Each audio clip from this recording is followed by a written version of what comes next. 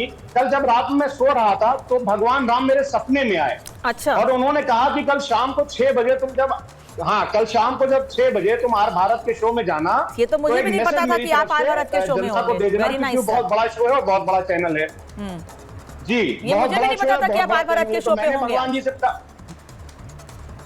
अरे सुनिए, तो मैंने कहा कि मैं तो 6 बजे के शो में जाता ही नहीं हूं, मैं तो दिन के शो में जाता हूं। अच्छा। तो भगवान राम बोले कि कल तुम जाओगे शो में, और शो में जाकर के ये बोलोगे कि हमारी जो प्रजा है उसके ऊपर जो भारतीय जनता पार्टी जो अत्याचार कर रही है, हमारी प्रजा के ऊपर जो बुलडोजर चला रही है और उनके मकानों को तोड़ रही है, उससे मैं बहुत नाराज हूं। और अगर गलती से इन्होंने मिल्कीपुर में चुनाव करा दिया तो मेरा ये श्राप होगा कि इनकी जमानत जब्त हो जाएगी। तो मुझे विष्णु पुराण का एक बहुत अच्छा श्लोक याद आ गया अनामिका जी, जिसमें कहा गया है कि उत्तरम यत् समुद्र से हिमाद्रय च दक्षिणम वर्षम तद भारतम नाम भारती यत् संतति। इसका मतलब यह हुआ कि जिसके दक्षिण में समुद्र है और जिस भूमि के उत्तर में हिमालय है, उसके बीच की धरती जो है वो भारत माँ है और उस पर रहने वाला हर इंसान भारतीय है। लेकिन क्या भारतीय जनता पार्टी ये मान रही है? भारतीय जनता पार्टी तो सीधे मैंने आपका सपना भी सुना, मैंने आपका आपने श्लोक सुनाया वो भी सुना। मेरी बात सुनिए, भगवान राम आप लोगों के सपने में आकर ये क्यों नहीं कहते हैं कि जब उत्तर प्रदेश में रामगोपाल मिश्रा को मार दिया गया, उसको उसके पैरों के नाखून निकाले गए, उस पर गोलियां चलाई गई, उसको प्रताड़ित किया गया, एक 22 साल एक 24 साल के लड़के को निर्ममता से मारा गया, आप लोग उनसे भी जाके मिल लीजिए, उनके परिवार से भी जाके बातचीत कर लीजिए। वैसे तो धरना प्रदर्शन देके बड़े लॉ एंड ऑर्डर की दुहाई देते हैं, लेकिन जब एक युवक को वहां मार दिया गया तब भगवान राम सपने में आकर ये क्यों नहीं कहते कि जाइए उनसे भी मिलिए, हमदर्दी दिखाइए, उनसे भी बताइए कि आप उनके साथ हैं। अनामिका जी, आपने पोस्टमार्टम रिपोर्ट पढ़ी क्या? उसमें क्या नाखून निकालने का जिक्र है? आप देखिए, बहुत प्रतिष्ठित नहीं, मतलब झूठ बोल रहे हैं सर, मतलब या तो हम झूठ बोल रहे हैं या परिवार झूठ बोल रहा है। फराज साहब या तो परिवार झूठ बोल रहा है सर। कम से कम जो जिस परिवार ने अपना बेटा खोया है ना, अरे मैं पोस्टमार्टम रिपोर्ट की सर, जिस परिवार ने अपना बेटा खोया है ना, कम से कम उसकी बात पे यकीन कर लीजिए। चलिए, हम नहीं कह रहे हैं, उनकी वाइफ रोली मिश्रा कह रही है ये बात, उनकी वाइफ ने ये बात कही है सर। स्टेटमेंट सुना आपने? अनामिका जी, सीएमओ का स्टेटमेंट सुना आपने? उन्होंने कहा कि उसके सिर्फ एक नाखून में चोट लगी थी, जो कि लगता है संभवतः ये पहले से जो किसी नाखून, मतलब परिवार झूठ बोल रहा। ठीक है, ओके फराज साहब रुकिए। शिवम त्यागी, मुझे कुछ बोलने की जरूरत नहीं है। भगवान राम आप फराज साहब के सपने में भी आ रहे हैं, उनको बता रहे हैं उनको चैनल्स में जाके डिबेट में क्या बोलना है, और वो परिवार की बात पर भरोसा नहीं कर रहे हैं। परिवार झूठ बोल रहा है उनके हिसाब से, वो परिवार जो अभी गमजदा है, दिवाली से पहले अपने बेटे को खो दिया।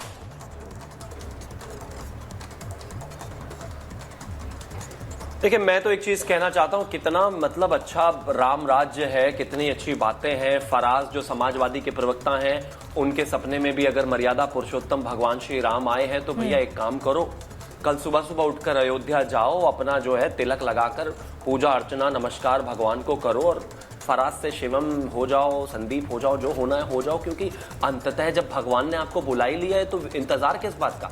क्यों अखिलेश यादव की तरह नास्तिक बने रहना चाहते हो और श्री राम से दूरी बनाए रखना चाहते हो, मंदिर नहीं जाना चाहते हो? जाओ, आशीर्वाद लो, कुछ नहीं रखा उधर।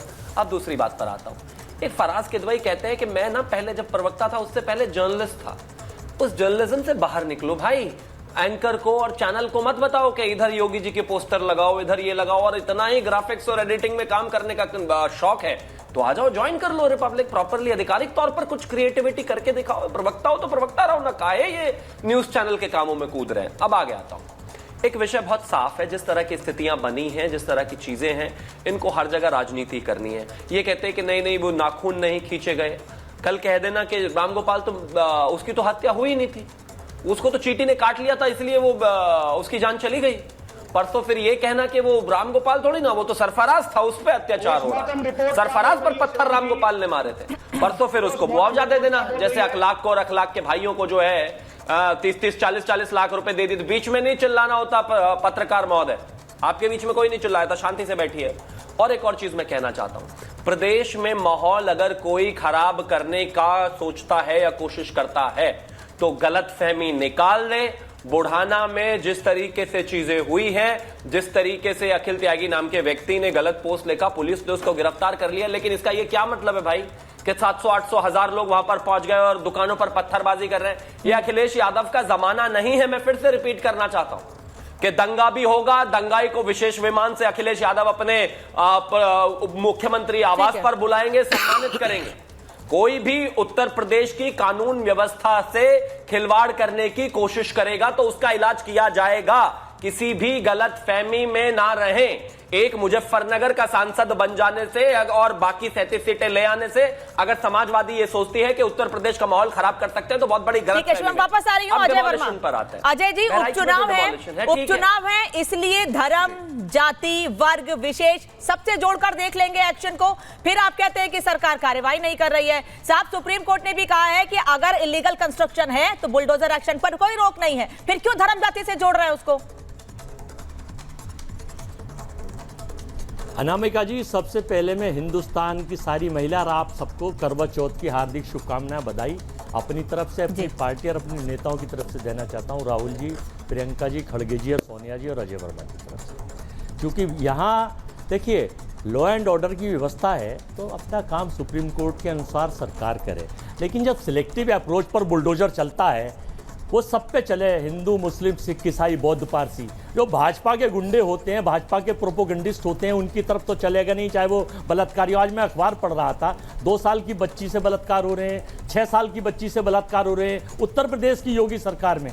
क्या बलात्कार का प्रदेश होता जा रहा है? और फिर इनके जब नेता इन्वॉल्व होते हैं उसमें तो मैं समझता हूँ कि और ज़्यादा दयनीय स्थिति है। कुलदीप सेंगर हो, ब्रजभूषण हो, स्वामी चिन्मयानंद हो, आशाराम संत हो, सक्षम पटेल हो, तो बताइए कितना घिनौना घृणित कार्य होता है। अब मैं आपसे पूछना चाहता हूँ कि बहराइच में इंटेलिजेंस फेलियर थी, दंगा हुआ तो कैसे हुआ, क्यों हुआ, सरकार ने कितने अफसर सस्पेंड करे, सरकार ने क्यों नहीं कार्रवाई करी? बाबा के यहाँ तो चिड़िया भी नहीं मार सकती थी, पर फिर कैसे हो गई? फेलियरिटी ऑफ द इंटेलिजेंस है। आपने गृह मंत्री का इस्तीफा क्यों नहीं लिया?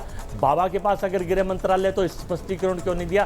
दंगा हुआ तो ये तो दंगा मुक्त प्रदेश था, लोग ताला खोल के सो रहे हैं, लोग बिल्कुल चोरी डकैती बदमाशी होनी बंद हो गई हैं, यहाँ पर अपराधी नहीं होते हैं। ये सब झूठे आंकड़े हैं, अपोजिशन के लोग दिखा रहे हैं। तो दंगा हुआ तो हुआ कैसे? जिम्मेदारी आखिर आपने क्यों नहीं फिक्स करी? इंटेलिजेंस फेलियर हुई, पुलिस फेलियर हुई, सरकार फेलियर हुई, लेकिन अपोजिशन पे आरोप लगाएंगे। हिंदू मुस्लिम कटेंगे तो बटेंगे, चुनाव जीतने के लिए हिंदू मुस्लिम एजेंडा चलाएंगे कि इसका नाम सरफरोज है, सरफरोज है, इसका नाम रहीम है। अजय जी, मैंने आपको रोका नहीं, अब सुनिएगा, आप सुन लीजिए, सुन लीजिए। अजय जी, मेरे साथ 2 मेहमान स्टूडियो में और है, जरा उनसे भी बात करनी है मुझे, बस इतना सुन लीजिए, इतना सुनिए। अजय वर्मा, सवाल सुन लीजिए, सवाल सुन लीजिए, पहले मेरी बात सुन लीजिए।